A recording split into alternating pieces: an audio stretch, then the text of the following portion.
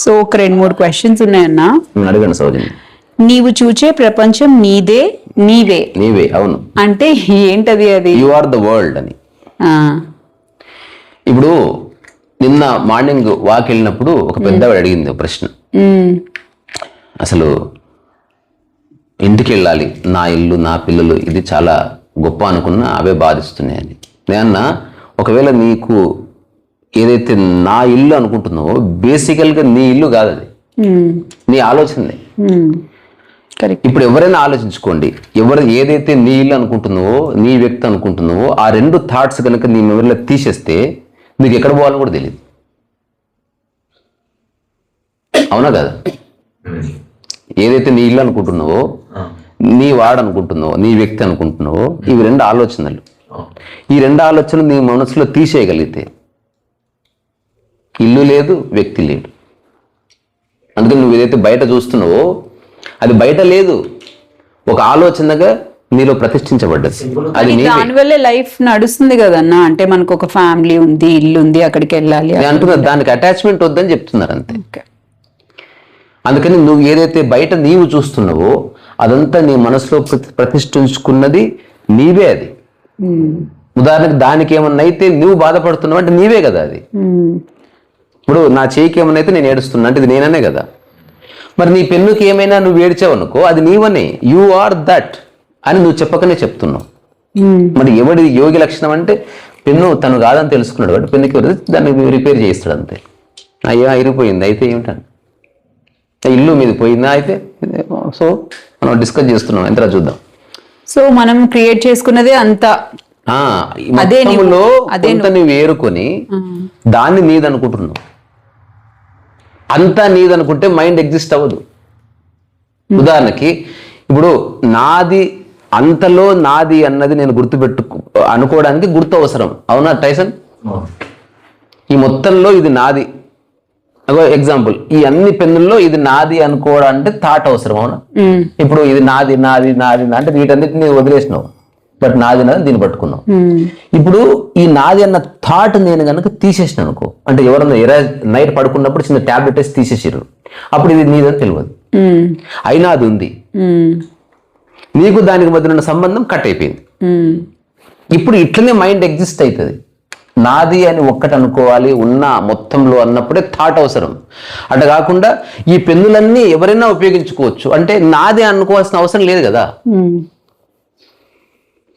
అందుకని కుక్క హాయిగా ఉంటుంది. చిన్న ఎగ్జాంపుల్ చెప్తా. ఒక చెట్టు మీద ప్రతిరోజు గబ్బిలం కూర్చుంటుంది. ఆ చెట్టు కొట్టేశారు అనుకో, గబ్బిలం ఇంకో చెట్టు చూసుకుంటుంది అంతే. అంటే మనం ఒక దాంట్లో ఉండొద్దని కాదు, అదే ఫైనల్ అనుకోకూడదు. అందుకని కృష్ణమూర్తి చెప్పింది 100% కరెక్ట్. అట్లాగే ప్రతి యోగి అనుభవం కూడా అది. ఏదైతే నాదనుకుంటున్నావో అది బయట లేదు, నీ ఆలోచనలుగా నీలోనే ఉంది. అది నీవే అయి ఉన్నావు. నీ ఇల్లు బయట లేదు, నీ ఇల్లు నీ ఆలోచనగా ఉంది. నువ్వు ఇల్లుని ఏం చేయకు, ఆలోచన తీసేస్తే అది ఏందో కూడా తెలియదు నీకు. అంత ఈజీగా తీసేయడం ఫస్ట్. అందుకే దాన్ని క్రియేట్ చేసుకున్నప్పుడు దాన్ని పలుచన చేసి పెట్టు. అవసరయుక్తంగా ఇక్కడ ఉంటున్నాను. ఇంకోటి, ఏది పర్మనెంట్ కాదని తెలుసుకోవాలి. 50 ఏళ్ళు ఉన్న ఉదాహరణకు నువ్వు ఒక రెంటెడ్ యూనిట్లో 20 years ఉన్నావు అనుకో, నీ మైండ్లో ఎప్పటికీ థాట్ ఉంటుందా ఇది నాది కాదని? అట్లా ఏది నీది కాదన్న థాట్ ఉంచుకొని అన్ని సొంతం చేసుకో. వాళ్ళకి ఆల్ ద బెస్ట్ చెప్దాం.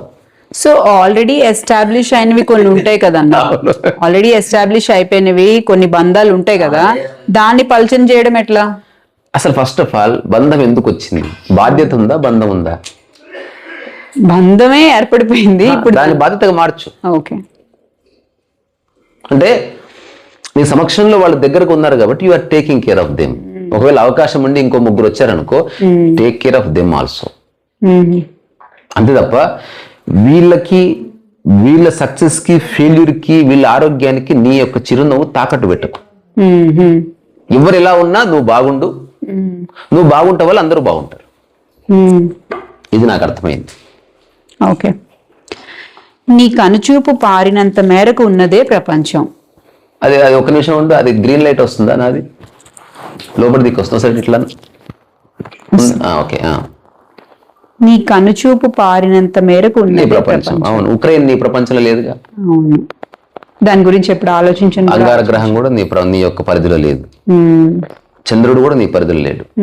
చంద్రుడు నాది అని ఒక్కటి చెప్పాడు.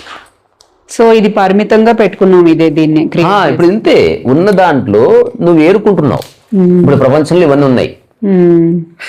ఇవన్నీ నీ మైండ్ చూసినప్పుడు దానికి అర్థం కాదు. మైండ్ అంటేనే దీంట్లో ఏదో ఎంచుకో తొందరగా అది తీసుకుంటది. ఇప్పుడు దీన్ని ఎక్స్క్లూడ్ చేస్తుంది మైండ్. మైండ్ అంటే ఇది నాది కాదు, ఇది నాది అని. నాది కాదు ఏమైపోయినా ఐ డోంట్ కేర్, నాది మాత్రం బాగుండాలి. ఇదంతా మైండ్ యొక్క వ్యాఖ్య. ఇప్పుడు ఇది థాట్, సరే వస్తువు. ఇప్పుడు ఇది నాది అనుకోగానే ఇది వెళ్ళి నా థాట్ గా కూర్చుంది ఇక్కడ. 360 degrees లో ఇమేజ్ మ్యాపింగ్ చేసుకుని పెట్టుకుంటది. ఇప్పటి వరకు ఆధ్యాత్మికతలో ఒక స్టేట్మెంట్ మిస్లీడ్ చేసింది. దాన్ని ఉల్టా పల్టా చేస్తే తొందర లిబరేషన్ దొరుకుతుంది. జస్ట్ ఉల్టా పల్టా. వస్తు ప్రేమను వదిలే అన్నారు కదా, దేహాభిమానం వదిలే అన్నారు కదా. అంటే అది కూడా వస్తువే కదా, అంటే ఒక గ్రాస్ రియాలిటీ. ఈ స్టేట్మెంట్ నేను సరిగ్గా అర్థం చేసుకోకపోవడం వల్ల ఇయర్స్ తీసుకుంటున్నారు అందరూ. అట్లా కాకుండా ఇప్పుడు టైసన్ ఇది ఒకసారి చూడు, ఇది తప్పకుండా మీరు ఇంప్లిమెంట్ చేస్తే తక్షణం ముక్తి. ఇప్పుడు ఇది నేను ఉన్న అనంతమైన పెన్నుల్లో ఒకటి ఎంచుకున్నాను, అంతే కదా. ఈ స్టేట్మెంట్ అన్నిటికీ అనంతమైన మనుషుల్లో ఒకటి ఎంచుకున్నాను, అనంతమైన ఇళ్లలో ఒక ఇల్లు ఎంచుకున్నాను, అనంతమైన డ్రెస్సుల్లో ఒక డ్రెస్ ఎంచుకున్నాను. వాటితో నాకు సంబంధం లేదు. నేను ఎంచుకున్న వాటితో నాకు తాదాత్మ్యత ఏర్పడ్డది. నేను ఎంచుకున్నవి బాగుండాలి, నేను ఎంచుకున్న ఎవరైనా తీసుకెళ్తే నాకు కోపం వస్తుంది. ఇదే కదా మనిషి అంటే. ఇప్పుడు ఇదంతా వస్తువే కదా. ఇది ఎంచుకున్నాను, ఇది ఎంచుకున్నాను, ఇది ఎంచుకున్నాను. ఇందులో ఒకటి మనిషి, ఒకటి వస్తువు, ఒకటి ఫిలాసఫీ, ఇట్లా అనుకుందాం ప్రస్తుతం. ఇప్పుడు జనరల్ గా మనకు చిన్నప్పటి నుంచి చెప్పింది ఏంది, ఇది నేను ఎంచుకున్నాను అనగానే ఇది నా వస్తువైంది, దీనికి సంబంధించిన ఆలోచన నా మనసులో ఉంది, అది నా ఆలోచన అయింది. ఈ రెండు ఎప్పుడు లింక్ అయ్యే ఉంటాయి, ఒక తాడు. ఇది తప్పుడు అవగాహన. వస్తు ప్రేమ వద్దంటే సన్యాసులు వీటిని వదిలేశారు. జస్ట్ నువ్వేం చెయ్యి, బయట ఉన్నది ఆలోచన, లోపల నిజమైన వస్తువు ఉందని గుర్తించడమే ఆధ్యాత్మికత యొక్క రైట్ అప్రోచ్. నీ ఇల్లు బయట ఏదైతే కనిపిస్తుందో అది థాట్. ఏదైతే నా ఇల్లు అనుకుంటున్నావో that is your real home. ఇప్పుడు వస్తు ప్రేమ వద్దు అన్నారు కదా, థాట్ని వదిలిపెట్టకు. ఇది మనసులో ఉన్న వస్తువు, దాన్ని తీసేసి అంతే. అదే మీరు ఒకసారి ఒక ఎగ్జాంపుల్ చెప్పినట్టు థాట్ దేని మీద కాకపోతే దాన్ని మూడే జస్ట్ నార్మల్.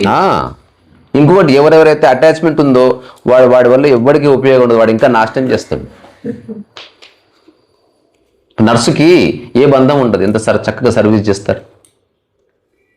ఇంట్లో బంధం ఉంటుంది అంటారు, అసలు ఏది చక్కగా చేయరు. ఈ తొక్కలో బంధాల పేరు మీద తిట్టుకోవడము, మొహాలు మార్చుకోవడం ఉంటుంది కదా. నాకు వద్దు ఈ బంధాలు. ఒక డాక్టర్ ఒక పేషెంట్కి నర్సుకున్న సంబంధం ఇంట్లో ఉంటే ఎంత బాగుంటుందో. అందుకని ఇది నా యొక్క, ఇప్పుడు నేను చెప్పింది ఏ పుస్తకంలోనూ రాయబడలేదు. ఒకవేళ రాస్తే ఓకే మంచిదే, నాకైతే కనబడలేదు నా అధ్యయనంలో. నువ్వు పట్టుకున్నది వస్తువు కాదు, నీ పట్టుకున్నది ఆలోచన. ఇది నాది అన్న ఆలోచన నిజ వస్తువు. అందుకని వస్తువులను వదిలేయి అంటే ఆలోచనని ఇక్కడున్న చూడు, దీన్ని వదిలేయి, దీన్ని ఉంచుకో, పెన్ను ఉంచుకొని ఆలోచన తీసేసి. ఎందుకంటే మన నిజ జీవితంలో ఇదే చేస్తున్నాం 99%. బస్సు ఎక్కినప్పుడు బస్సులో ఎక్కి కూర్చుంటున్నాం కానీ బస్సు నాది అనుకోవట్లే. ఇంతే మనం చేస్తున్నది. సో ఇంకొకటి, నీ ముక్తియే సకలానికి ముక్తి. అంటే నువ్వు ఆ థాట్ తీసేస్తే అప్పుడు ఇంకా అన్నిటి నుంచి ముక్తి అయిపోతావు కదా. నెక్స్ట్ వన్, నీవు ఒక్క అడుగు ఎడంగా ఉండు చాలు అంటే అది నాకు అర్థం కాలేదన్నా. అంటే ఇప్పుడు నేనని ఏదైతే అనుకుంటున్నావో దానికి పక్కకు జరిగి చూడు లైఫ్ ని. అట్లా అంటే look at your own self అని చెప్పడానికి రకరకాల ఫిలాసఫర్స్ రకరకాలుగా అది ఏమంటారు, ఒక ఫిలాసాఫికల్ స్టేట్మెంట్. అది ఎడంగా జరగంటే మళ్ళీ అది కన్ఫ్యూజన్ దారి చేస్తే ఎట్లా జరగాలి, ఎంత దూరం జరగాలి, 1 feet 2 feet ఇట్లా. అంటే ఇది ఎరుకలోకి వస్తుందా? ఎరుకనే. Always look at yourself. నీ నుంచి వచ్చే ప్రతి మాట గాని, నీ చూపు గాని, నీ ద్వారా జరుగుతున్న పని గాని ఏది అన్కాన్షియస్ గా ఉండకూడదు. పూర్తి ఎరుకలోనే చెయ్యి. తర్వాత నేను అనుకోకుండా అన్నా అట్లా అనే వద్దు. ఎరుక నుంచి చేసావా, నేను అనే ఉన్నాను అంతే. నెక్స్ట్ ఏందో చెప్పు. ఒకప్పుడు తెలియక అనొచ్చు, నెక్స్ట్ టైం నుంచి సరి చేసుకునే అవకాశం ఉంటుంది. చేసుకో. యావత్ సృష్టి ప్రయోజనం నీ ఒక్కని కొరకే. అవును. ఇది ఎట్లా అన్నా? అంతే కదా, ఇప్పుడు ప్రపంచంలో ఇంత టెక్నాలజీ అంతా వచ్చింది, నీకోసమే చేస్తున్నట్టు లేదా? ఓకే, అలాగా. ఇప్పుడు పొద్దున్నే సూర్యుడు వస్తున్నాడు నీకోసం, నువ్వు బట్టలారేసుకుంటున్నావు అని తెలిసి సూర్యుడు వస్తున్నాడేమో. సరిగ్గా చూడు, ఎంటైర్ యూనివర్స్ కి నువ్వే కేంద్రం. ఇది నేను చెప్పలే. సరే, నేనంటే ఒక మామూలు ఏదో ఊరికి పనికిరాని విషయాలు చెప్పే వ్యక్తిని, నాకేం క్రెడెన్షియల్స్ లేవు. నేనేం ఒక యూనివర్సిటీలో పిహెచ్డి పట్టా తీసుకుని అక్కడి నుంచి అథారిటేటివ్ గా మాట్లాడట్లే, ఏదో అనుభవాన్ని ప్రమాణం చేసుకొని మాట్లాడుతున్నా అంతే. నేను చెప్పేది ఎప్పుడైనా రిజెక్ట్ చేసే అవకాశం సమాజానికి ఉంది, బికాజ్ నేనేం అథారిటీ కాదు దీనికి. కానీ అథారిటీ అయిన వాళ్ళు కొందరు ఉన్నారు. ఒక ఆల్బర్ట్ ఐన్స్టీన్ కావచ్చు, ఇళయరాజా మాట్లాడితే మ్యూజిక్ అథారిటీగా ఉంటుంది, సినిమా గురించి రాజమౌళి మాట్లాడితే ఒక అథారిటీగా ఉంటుంది. అట్లా స్పిరిచువాలిటీ అంటే సద్గురు మాడితే అథారిటీగా తీసుకుంటారు. అట్లా సైన్స్ అన్నప్పుడు స్టీఫెన్ హాకిన్స్ ని అథారిటీగా తీసుకోవచ్చు. అట్లాంటి స్టీఫెన్ హాకిన్స్ చెప్పిన ఒక స్టేట్మెంట్ ఏమిట్రా అంటే, ఇది ఫుడ్ ఫర్ థాట్, ఎవరైనా ఆలోచించండి. స్టీఫెన్ హాకిన్స్ లాంటి వాడు చెప్పిన మాట ఇది. ఈ విశ్వానికి కేంద్రం ఎక్కడుంది అని అడిగారు అతను. కేంద్రం రెండు రకాలుగా పనిచేస్తుంది. ఇప్పుడు మనం మిడిల్ అంటాం, మిడిల్. రెండోది సెంటర్ అంటాం, సెంటర్. ఇప్పుడు ఇది స్కేల్ ఎక్కడ ఉందిరా? సనాతన క్యాలెండర్. అలాగే అలాగే. ఇప్పుడు ఇది అనుకుందాం. ఇప్పుడు దీనికి ఇది మిడిల్. దీనికి మిడిల్ ఏంది? ఇక్కడ ఉంది మిడిల్.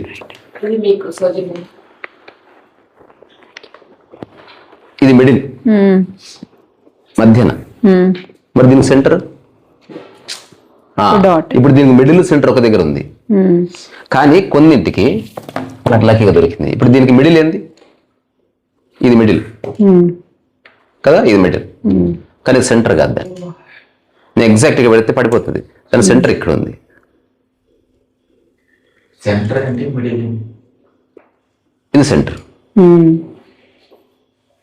మిడిల్ అంటేనేమో వస్తు పరంగా ఎగ్జాక్ట్ మధ్యన అని, సెంటర్ అంటేనేమో బ్యాలెన్స్ పరంగా సెంటర్.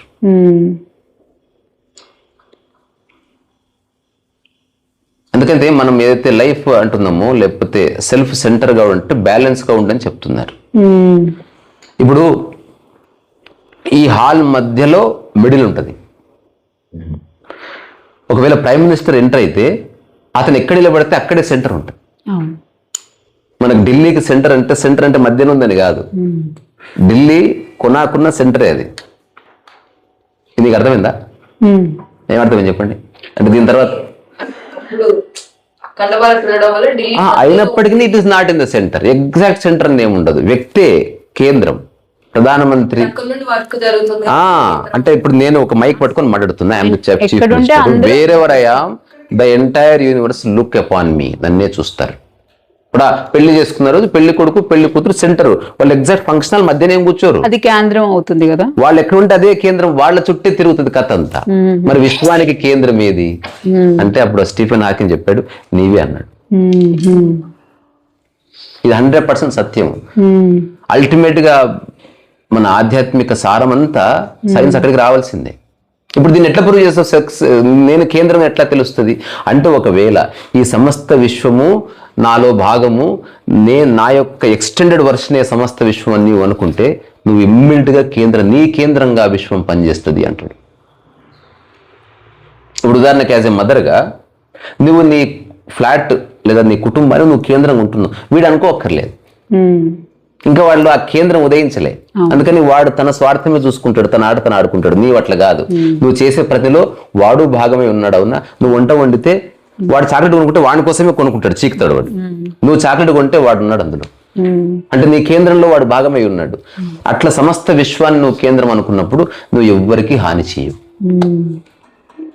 ఓకే, అందుకని you are the centre of universe whether you accept it or not. ఈ సమస్త విశ్వంలో జరిగే ప్రతి కార్యక్రమము నీ వల్లే జరుగుతుంది, నీ కోసమే జరుగుతుంది, అది నీవే, అది సత్యం. సత్యం. సో ఇంకొకటి మహర్షి ఇలా చెప్పారు, అందుకు మహర్షి ఏమన్నారంటే, బలమైన శక్తి ఒకటి నేను నడిపిస్తుంది, అది నడిపినట్లే నడుచుకో, ఏమి చేయవలనో ఎలా ఉండవలనో ఆ శక్తికి తెలుసు, ఆ శక్తిని నమ్ముకో అని సెలవిచ్చిండు. అంటే ఇది కూడా భాషనే, శక్తిని గుర్తిస్తే సరిపోతుంది. అది భాషలో అది ఎవరు ట్రాన్స్లేట్ చేశారు, ఎందుకు చేశారు అట్లా పక్కన పెడితే, శక్తి అన్నది డబ్బు లాంటిది. Power is like money. Canvas కొనుక్కోవచ్చు, తుపాకు కూడా కొనుక్కోవచ్చు. Okay. So recognize the power of money first. దాన్ని గుర్తించడంతో మిస్యూజ్ చేయడం అయిపోతుంది. ఎట్లా గుర్తించడం? చూడడమే. ఓకే. అసలు మనీ అనేది దేనికోసం వచ్చింది చెప్పు ఒకసారి. జస్ట్ దాన్ని మూలంలో ఊరికి విచారణ చెయ్యి. ఎవరి పవర్ వాళ్ళు. మనీ అనేది ఎందుకు వచ్చింది భూమి మీద? ఒక 1000 ఏళ్ల క్రితం అయితే మనీ లేదుగా. వస్తు మార్పిడి ఉండేది. వస్తు మార్పిడి దేనికోసం జరిగింది? వాళ్ళ స్వలాభం. నీవు బతకడం కోసమే మనీ ఉంది. నేను ఒకరిని చంపడానికో, ఒకరిని బాధ పెట్టడానికో, నీ ఈగోని ప్రూవ్ చేసుకోవడానికో, ఆ డబ్బుతో ఒక ఇల్లు కొనుక్కొని నేను స్పెషల్ అని చెప్పుకోవడానికి మనీ లేదు. నువ్వు ఒక చిన్న సెక్యూర్ గా ఒక ఇల్లు కొనుక్కొని అందులో హాయిగా బతకడానికి ఉపయోగపడితే అది మనీ. అంటే కాకుండా ఇది నేను మా ఊర్లో గొప్పని ప్రూవ్ చేసుకోవడానికి దాన్ని వాడుతున్నావు అంటే you are misusing the money. Same thing with the energy also. So శక్తి దేనికోసం ఉంది? నేను స్థిరంగా ఉంచడం కోసం ఉంది. శక్తి యొక్క మూల స్థితి స్టెబిలిటీనే. కానీ అది రాంగ్ పర్సన్ రాంగ్ గా ఉపయోగించడం స్టార్ట్ చేసినప్పుడే అలజడి స్టార్ట్.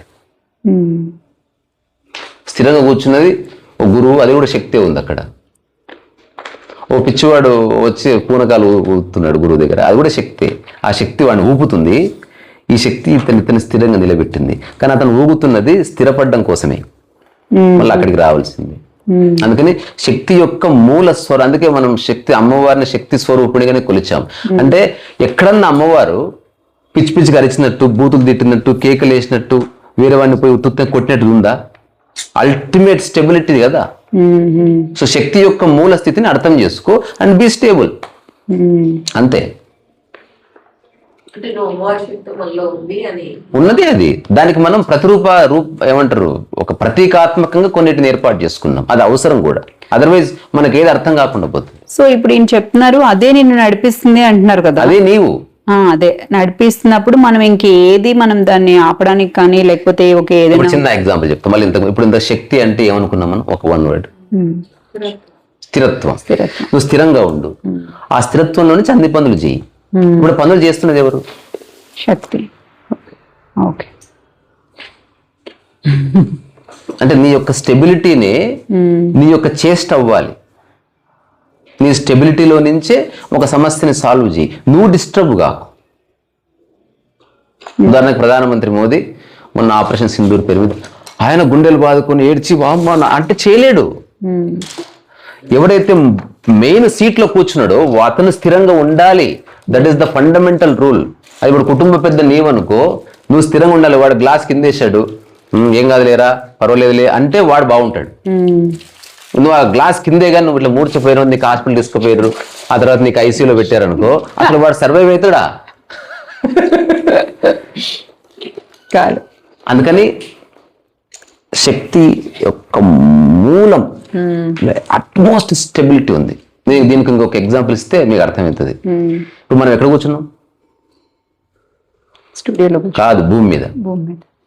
ఎంత స్టూడియో అంతా ఎక్కడ ఉంది అంటే మనం మూలం మాట్లాడుతున్నాం, భూమి మీద కూర్చుని.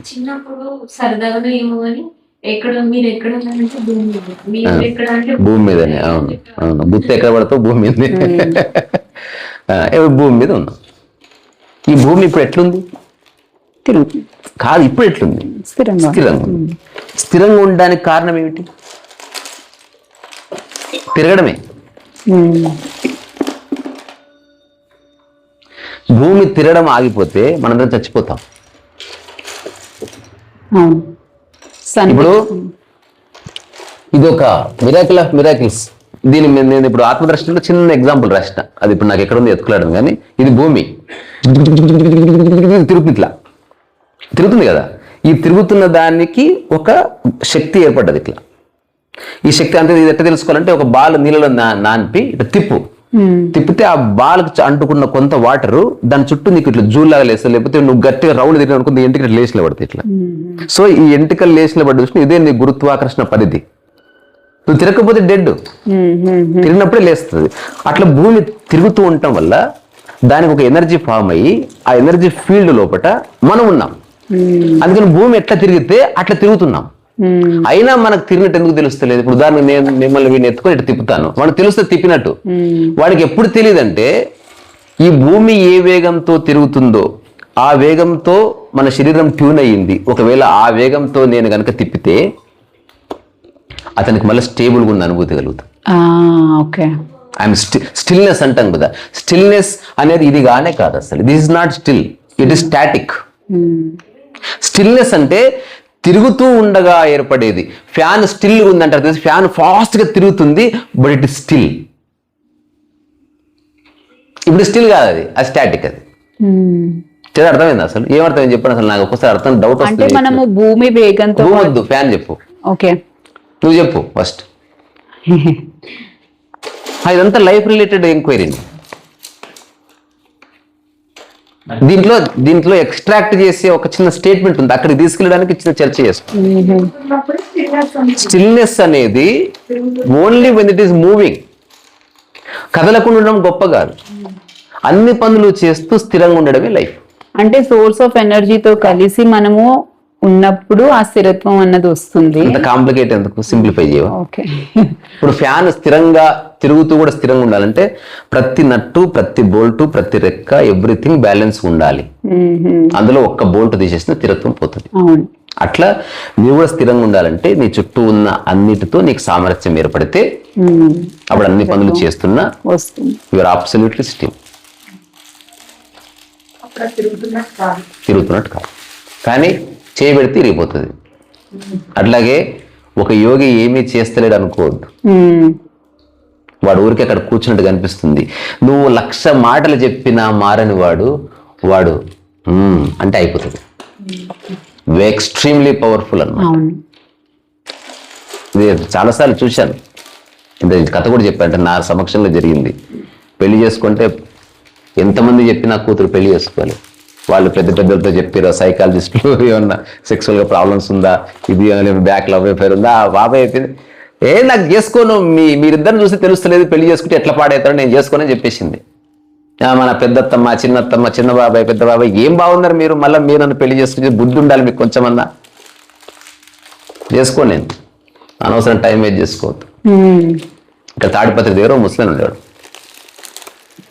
ఏమన్నారు, ఒక చిన్న కౌపిన, అందరూ ఆయనతో ఫ్రెండ్లీగా ఉంటారు. అక్కడ తీసుకెళ్ళిరా, ఫస్ట్ గ్లాన్సే వాళ్ళు చెప్పింది ఎందుకు, మా అమ్మాయి పెళ్లి చేసుకోవట్లే, కొంచెం నువ్వు చెప్తే చేసుకుంటుందేమో స్వామీజీ అని తీసుకెళ్లారు. ఈ అమ్మాయి అక్కడ పోయి అది పూలు కోస్తా ఉంది ఏదో చుట్టుపక్కల. అప్పుడు వీళ్ళు వచ్చి ఇట్లా అని చెప్పారన్నమాట. ఉండండి అని చెప్పిన తర్వాత ఏదో భోజనం చేస్తూ ఏదో కార్యక్రమం అయిపోయిన తర్వాత ఈ జస్ట్ ఏదో ఒక మనకు హఠాత్తుగా అర్ధరాత్రి ఒకసారి ఊరు మోస్తుంది చూడు, as if it's a perfect timing, ఎవరు టైం చూసి ఉరిమినట్టు. Suddenly something comes up. కరెక్ట్గా 1 గంటకు మధ్యాహ్నం ఇట్లా వర్షం పడుతుంది, as if it is planned by somebody. మనం అనుకుంటే ఏదో రాంగ్ టైంలో పడ్డది, ఏమో సంబడి ఇస్ ప్లాన్డ్ అట్లా అనుకో. అట్లా అతను ఒక స్ఫురణలో ఉండే వ్యక్తి కాబట్టి ఇలారా sudden all of this absolute silence wills ఆమె ఏదో పని చేస్తూ కూర్చో, జస్ట్ ఒకసారి అట్లా చూసి పెళ్లి చేసుకో బాగుంటుంది అని చెప్పాడు. Okay, that's it. ఇప్పుడు ఎందుకు చెప్పాను, ఒక అసమర్థుడు 1,00,000 చెప్పినా వేస్ట్. అందుకే తర్వాత నీ ఫియర్ పోతుంది నువ్వు చేసుకుంటే. చిన్న సైలెన్స్. ఆ పేరెంట్స్ అప్పుడే వామో ఒప్పుకుందని ఏవడం మొదలు పెడితే గురువు చూడు చుప్పాయి పేరంత సుమ్మాయిరు. తర్వాత వచ్చిన హార్ట్ టు హార్ట్ కాన్వర్సేషన్. నేను చూడను అబ్బాయిని, ఎవరు ఉన్నారా, ఎవరు లేరు, సరైన వ్యక్తిని నేను చూస్తానని నీకు నమ్మకం ఉందా? ఉంది. ఇప్పుడే చేసుకుంటావా? ఇక్కడే ఉన్నాడు. ఓకే, మీకేమైనా అభ్యంతరమా? కులమతాల ప్రస్తావన ఏమైనా ఉందా?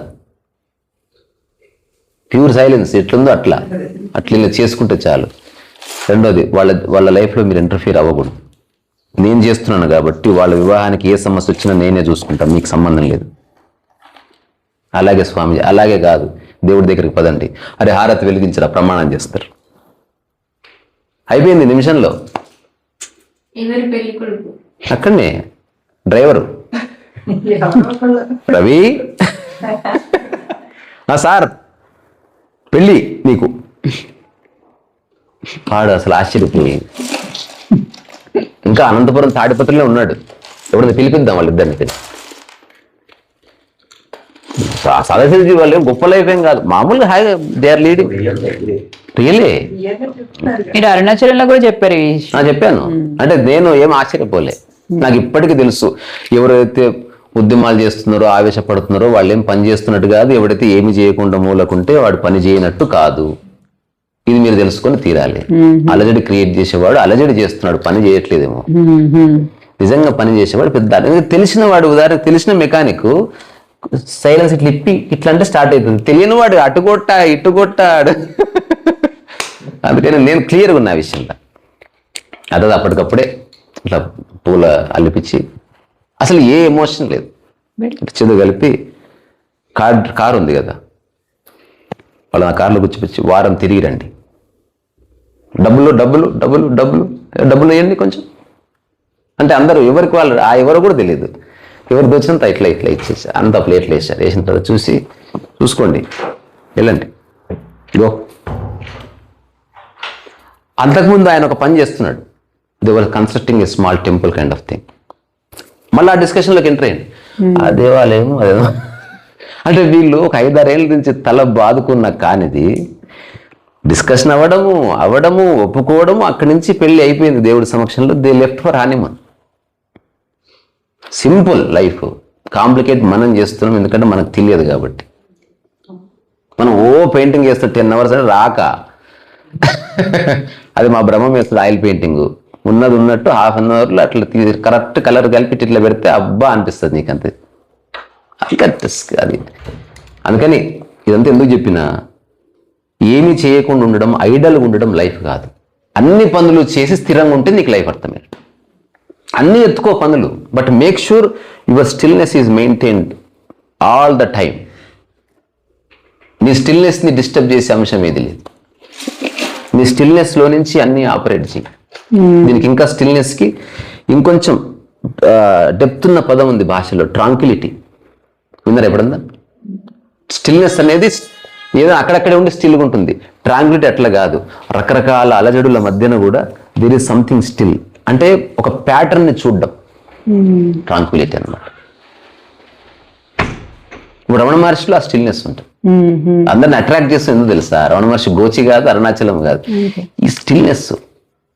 వా, అసలు ఏం జరుగుతుందా, ఉత్తుత్తగానే పరిచయం ఈ మానవ జాతిలో అసలు ఏది అంటకుండా ఉండడం అని. అందుకే అంటున్నా, ఏమీ చేయని వాడు ఏమీ చేయనట్టు అనుకోకూడదు. మనం ఏదో చేస్తున్నాం అని కాకూడదు. పని జరుగుతుందా లేదా అది చూడు. నువ్వు 1,00,000 సార్లు గొడవ చేస్తే చిన్న పని అయింది, ఏమో ఒక మాట చెప్తే అవుతుందేమో. నేను చాలాసార్లు నేను రాసిన కథనే, తలుపు గంటన్నర సేపు అటుతో బిట్టు దొబ్బు ఓపెన్ చేసావు, ఇట్లంటే ఓపెన్ అయ్యే దానికి అనవసరం కష్టపడుతున్నావేమో. అందుకని మనం ఏదన్నా ఒక వర్క్ చేసినప్పుడు అది ఊరికి ఆవేశపడి చేయకుండా స్థిరత్వంతోనే వస్తుంది కదా, ఓన్లీ స్థిరత్వం. రెండోది, నీవు దేవుడు అని నీకు తెలిస్తే అందరూ దేవుళ్ళని గుర్తించు. నువ్వు జ్ఞానోదయం నీకైతే అందరు జ్ఞానోదయమైన వాళ్ళే ఉందని గుర్తించు. అట్లాగే నువ్వు శక్తి స్వరూపం అని గుర్తిస్తే అందరూ శక్తి స్వరూపాలుగానే గుర్తించాలి. ఇది మ్యాండేటరీ. లేకపోతే మళ్ళీ ఇప్పుడు నేను శక్తి స్వరూపాన్ని, నువ్వు డంబు, మళ్ళీ ఇది స్టార్ట్ అవుతుంది. ఆల్వేస్ నువ్వు ఏది అయ్యున్నావో అదే అంతా అయ్యుందని నువ్వు ఎప్పుడు గుర్తించాలి. ఇది ఆధ్యాత్మికతకు సంబంధించిన ఒక కీ అన్నమాట. నేను దేవుడిని అనుకున్నావు, అందరు దేవుళ్ళని అని తెలుసు. ఇప్పుడు నేను దేవుడిని, తను కూడా దేవుడే. మరి ఒక దేవుడు చెప్పింది ఇంకో దేవుడు వినాలి కదా. అట్లా నువ్వు ఒక మహానుభావుడు అయితే తను ఒక మహానుభావురాలి, ఒక మహానుభావుడాలు చెప్పి నువ్వు ఇంకో మహానుభావుడు వినాలి కదా. ఎట్లా చూసుకున్నా అక్కడికి అని నువ్వు గుర్తించాలి. వాళ్ళు కాదు మనం డిస్కస్ చేసేది నువ్వు సూపర్ఫిషియల్, మనం మూలం మాట్లాడుతున్నాం, సూపర్ఫిషియల్కి వద్దాం. మూలం డిస్కస్ చేసినప్పుడు ఇప్పుడు హెల్త్ అదంతా అయిపోయింది, నువ్వు వినలే. నువ్వు ఎప్పుడు కాన్వర్సేషన్ మధ్యలో వచ్చి హఠాత్తుగా ప్రశ్న అడక్కు. ఎంతసేపు చర్చించిన దాంట్లో అది కూడా వచ్చింది. అది కూడా డిస్కస్ చేశాం. అది సో నువ్వు అది మొత్తం డిస్కషన్ లో from the beginning to end ఉండి నువ్వు ఒక వ్యాఖ్య చేస్తే నేను ఆన్సర్ ఇస్తా. హఠాత్తుగా నువ్వు వ్యాఖ్య చేయడానికి వీల్లేదు. బాంబు దాడి చేసిన వాళ్ళు వాళ్ళని ఉరిదీయాలి, అది తప్పు. వాళ్ళ శక్తి స్వరూపం, వాళ్ళ శక్తిని మిస్యూజ్ చేశారని మనం చెప్తున్నది. సో వాళ్ళు నాతో ఈక్వల్ అని ఎందుకంట. ఈవెన్ ముస్లిం సమాజంలో ఇప్పుడు డిబేట్స్ లో కూడా తలలు పట్టుకుంటున్నారు. అరే మనకు అటువంటి ఉద్దేశాలు లేకపోయినా ఎవరో ఒకరు చేస్తే మొత్తం ముస్లిం కమ్యూనిటీని ఒక తప్పుడు దృష్టితో చూస్తున్నారు. మనం సవరించుకోవాల్సిన అవసరం ఉంది. ద బిగ్గెస్ట్ ప్రాబ్లం ఫర్ ఇస్లాం ఏంది? ఇంటర్నెట్ వచ్చిన తర్వాత అందులో ఏముంది తెలుస్తుంది జనాలకి. నువ్వు ఎంతసేపు హైడ్ చేస్తావు? ఇంకా ఒక విషయం ఏంది, వాళ్ళు ఎవరైతే బాంబు దాడి చేశారో వాళ్ళు బాంబు దాడి చేయడం ఎర్రకోట దగ్గర కాదు, అయోధ్యలో. It is revealed. వాళ్ళ మెయిన్ లక్ష్యము అయోధ్య. అంటే they want to give a message. తెలుసు చాలా దూరంలో జరిగింది.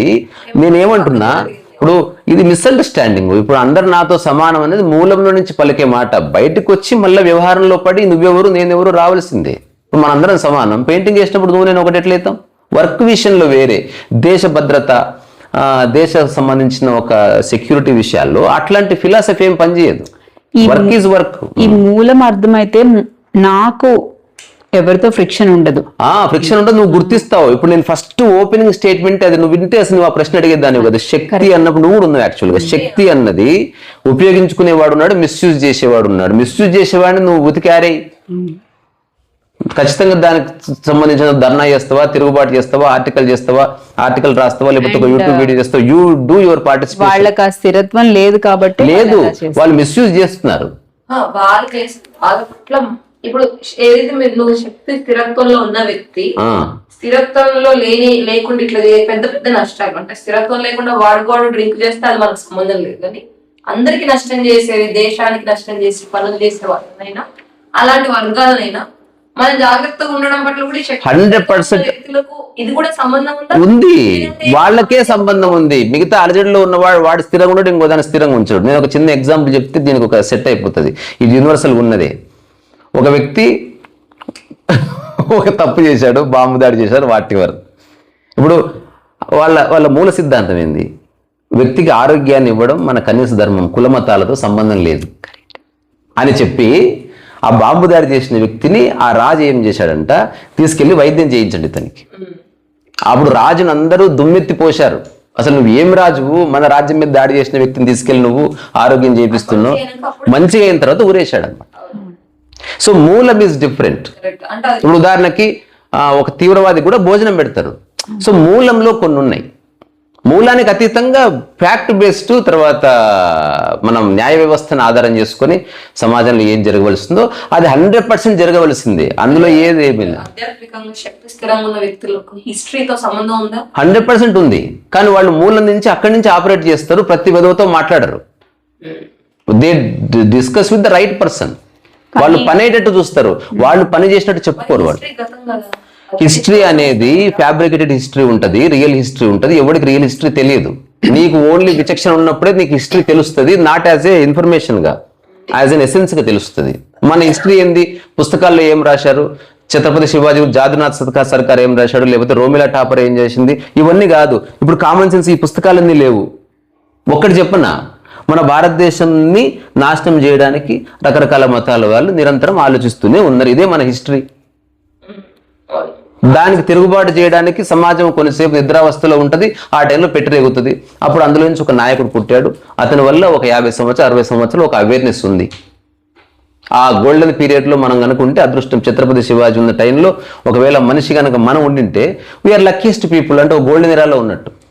ఇప్పుడు ఇలాంటివి దేశ వ్యతిరేక శక్తుల గురించి ఏం చేయాలనేది మనం మాట్లాడుకుంటే నెగిటివిటీ మాట్లాడుకుంటాం కాదు, ఏం కాదు. ఎందుకైతుంది ఇది? కానీ దాన్ని మనం ఆవేశంతో డిస్కస్ చేయకుండా కార్యాచరణలో డిస్కస్ చేయాలి. ఇప్పుడు ఈ క్షణం ఈ డిస్కషన్ అయిపోయిన తర్వాత నువ్వేం చేయగలవు అది నువ్వు చేయడానికి బయలుదేరు. నేనేం చేయగలను అది నేను చేయడానికి బయలుదేరుతాను. ఇది మనం డిస్కస్ చేసే అంశం కాదు. డిస్కస్ చేసే కంక్లూజన్కి వచ్చి ఇదంతా then we have to act upon. మూలం తెలుసుకుని మనకి వేరే వాళ్ళతో ఫ్రిక్షన్ లేకుండా ఉండడానికి కుటుంబ వ్యవస్థ వచ్చినప్పుడు మనం టెర్రరిజం ఎందుకు మాట్లాడతాం? అంతే. దాని సబ్జెక్ట్ ఓరియంటేషన్ వేరే. అట్లా మనం మొత్తాన్ని లెక్కలోకి తీసుకుందాం. కానీ మనం నువ్వే ప్రపంచం అని చెప్పావు. నీవు క్రియేట్ చేసుకున్న ప్రపంచమే నువ్వు ఈ టాపిక్ ఎందుకు మాటికి తీసుకొస్తావు అంటే ఇప్పుడు నీ ప్రపంచంలో దానికి కూడా ఒక ఇంపార్టెన్స్ ఇచ్చావు, తను ఇవ్వకపోవచ్చు. ఇప్పుడు తనకి కొడుకుకి హెల్త్ ఇష్యూ ఉంది, ఇప్పుడు నీవు అనుకున్నట్టుగా ఆ అంశం గురించి తను ఆలోచించలేదు, తను ఇప్పుడు అది ఇంపార్టెంట్ తనకి. అందరూ ఎక్కువ ఆలోచించాల్సిన పనిలే కానీ దాని సారం అందరూ తెలుసుకుంటారు కానీ తెలుసుకోకుండా కూడా ఉంటారు. అది వాళ్ళ తప్పు కాదు, వాళ్ళ ప్రియారిటీని బట్టి ఉంటది. ఎగ్జాంపుల్ నీకే 5 మంది చెల్లెళ్ళు ఉండి వాళ్ళ పెళ్లిళ్ళు చేయాల్సిన ఉన్నప్పుడు నువ్వు డోంట్ థింక్ ఫస్ట్ నువ్వు వాటిని చక్కదిద్దాలి కదా. అందుకని వ్యక్తికి వేరు. అందుకే కొందరు అదృష్టవంతులకి ఏంది, కుటుంబ సమస్యలు లేకుండా ఆర్థిక సమస్యలు లేకుండా వాళ్ళు ఒక సేఫ్ జోన్ ఉన్నప్పుడు వాళ్ళు ఏదైనా చేయాలి దేశం కోసం. కానీ కొందరు ఎక్కువ టైం ఇచ్చి చేస్తారు, అది వేరే విషయం. కుటుంబ బాధ్యతలు ఉన్న దీని పట్ల అవేర్ అయి ఉంటే ఇప్పుడు అవేర్నెస్, అందుకే ఇది కరెక్ట్ మాట. అవేర్నెస్ ఇవ్వడానికి కావలసిన 10 స్టేట్మెంట్స్ ఒక పాంప్లెంట్ లో ఒక 1000 ప్రింట్ చేసి ఎవరికి అనిపించినా ఇవ్వు. ఫస్ట్ అవేర్నెస్, మనం ఫైట్ చేయకూడదు. మనం భారతదేశంలో ఉన్నందుకు ఈ విషయాలు తెలుసుకోండిరా. ఇంకోటి, ఈ 10 అంశాల్లో నీ నిజంగా ఏదైనా టాపిక్ డౌట్ ఉంటే నాకు ఫోన్ చేయి. I'm always 24/7 available. ఇది రియల్ సర్వీస్. రెండోది, నిజంగా ఒక వ్యక్తి వస్తే అతనికి మనం వాటర్ బాటిల్ కాకుండా జెన్యూన్ ఇన్ఫర్మేషన్ ఇవ్వాలి. ఈ పుస్తకంలో ఇట్లా కోట్ చేశారు, ఇది మన చరిత్ర ఇదిరా అంటే ఎవడైతే నిజంగా తెలుసుకోవాలని ఆసక్తి చూపిస్తున్నాడో అతనే రిసీవ్ చేసుకుంటాడు. అదర్వైజ్ మిగతా అంతా బౌన్స్ అయిపోతుంది. అందుకని ఇదంతా ఒక పరంపర. హఠాత్తుగా ఒక దేశభక్తుడు పుట్టాడు, హఠాత్తుగా ఒక తీవ్రవాది తయారైతలేడు. వాడు ఏదో ఇన్ఫ్లుయెన్స్ అయ్యి వాడు అట్లా మారుతున్నాడు. వాడికి అది కరెక్టే అనిపిస్తుంది. Brain washed.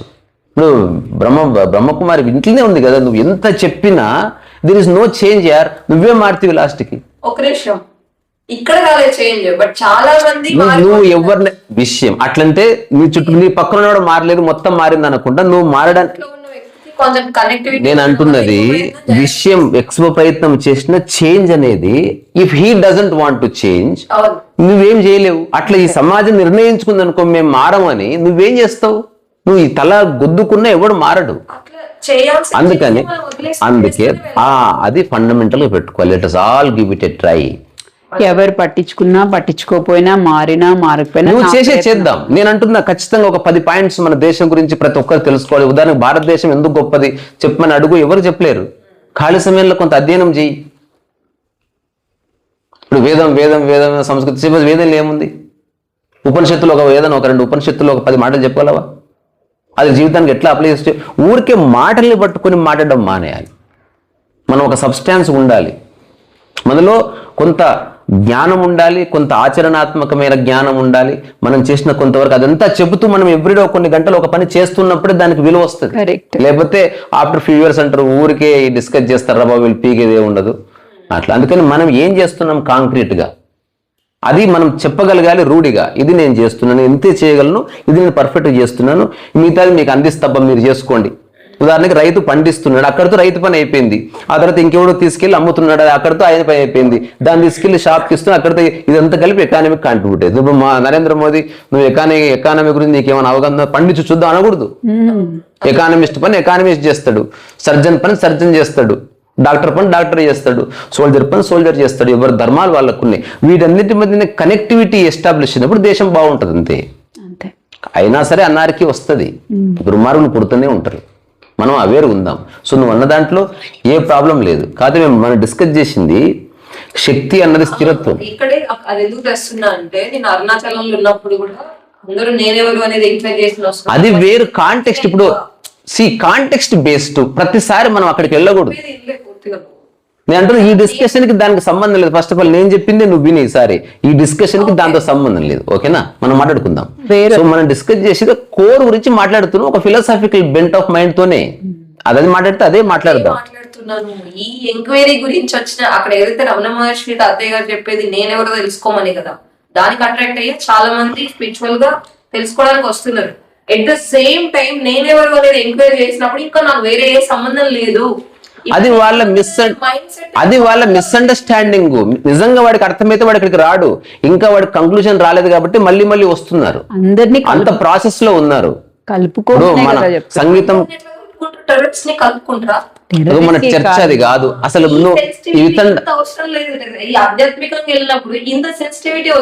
అట్లేం కలుపుకుంటా ఉంటే ఇప్పుడు వీళ్ళ పిల్లల జోలికి ఎవరైనా వస్తే ఊరుకుంటుందా ఆమె? అట్లా ఉండదబ్బా, అట్లా ఉండదు. అది వితండవాదంలోకి ఎంటర్ కావద్దు. అంటే నువ్వు తూతుమయమే కాదు, విషయం ఏంది చెప్పి పక్కకి జరుగుద్దాం, ఎవరి నిర్ణయం వాడు తీసుకుంటాడు. ఇప్పుడు మోదీ లాంటి వాడు ఇంత చెప్తున్నాడు, అయినా విమర్శించే వాళ్ళు ఉన్నారు, అంతే. కమ్యూనిస్టులు ఇంకా రిలవెంట్ గా ఉన్నారు. నా క్వశ్చన్ అర్థం చేసుకో. నువ్వు అంటే ఇది కాంటెక్చువల్ గా మాట్లాడట్లేదు, ప్రతిసారి అది తీసుకొస్తే దాన్ని మనం జస్టిఫై చేయలేం. So what I'm trying to say, ఎందుకు తేవాల్సి వస్తుంది? తీసుకురా, బట్ కాంక్రీట్ స్టెప్స్ తో తీసుకురా. ఎప్పుడు డిస్కషన్ అక్కడే ఉంటుంది. What are you going to do? నేను చేసేది ఏం చెప్పు మాకు, మేము నిన్న వెళ్ళాము హిందువుల హక్కుల గురించి ప్రోగ్రామ్. అది చెప్పు మాకు. అది అవునా కాదా, తప్ప రైటా మేము కూడా చెప్తాం. ఇప్పుడు ప్రోగ్రామ్ గురించి ఇక్కడ సింక్, కానీ ఇక్కడ శక్తి మా డిస్కషన్ కి శక్తి వేరు, నువ్వు యాక్టివిటీ గురించి, మా శక్తి నేను మూలం గురించి గురించి మాట్లాడనే లేదు. నువ్వు ఏం గురించి మాట్లాడుతున్నావు? నేను మాట్లాడేది మీకు లింక్ ఉన్న విషయమే మాట్లాడుతున్నా. ఇప్పుడు నువ్వు చెప్పే ఒక నిమిషం ఉండు, నేను ముగిస్తా, ఆ తర్వాత మాట్లాడుకుందాం, గంట సేపు మాట్లాడుకుందాం. సో నేనేం చెప్పాలనుకుంటున్నా, శక్తి యొక్క మూల స్థితి స్థిరత్వమే, అంతే. ఇది నేను చెప్పాలనుకున్నది. దాన్ని నువ్వు ఎట్లా అర్థం చేసుకుంటావు అనేది మళ్ళీ మాట్లాడుకుందాం. Will discuss this later. Okay.